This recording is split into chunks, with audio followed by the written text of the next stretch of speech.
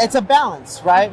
There's what the system has now. There's what it could be in the future, right? The name of the panel, and it's this give and take of what's worked in other places versus what's worked here, right? That was a question that you kind of answered. Is what kind of have you seen that's worked over in these other states or in these other industries, and what might be able to work here? And so one of the key topics was this inter-island commerce, right? This ability to do distribution and operations just to get products from between islands. Yes. Which we've seen them do that on the East Coast, over there in the Northeast. We've seen them do it in Alaska. It's something that you're going to have to deal with that when you think about the way the geography is, the lay of the land, right? Yeah. So because we're an island chain, you know, a lot of the people currently in the industry don't believe that we'll ever reach a point of being able to do inter-island transports freely or engage in interstate commerce. And I think it's really important to pay attention to states like Alaska, where they, you know, the operators reached an agreement with the state airports, and they created a safe pathway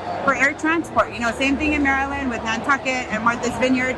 And those are really good lessons that we can learn from without having to go through the painful growth spurts of trying to stumble and figure it out on our own. I think the other state that was really impressive was New York, right? Like, we need to ensure that we support the local industry and that we stand the local industry up as we try to grow into bigger and better things. And in New York, I was very impressed to see that they instituted a law that says, okay, hey, all manufactured hemp products need to be made with hemp that's grown in New York. If they're going to be sold in that state, it needs to come from that state, just like the cannabis side of it. Yeah, and so I love that, and I think we should look at that language and figure out how to make that work here, so that we're being very genuine and authentic about standing up local operators or Hawaiian businesses. When we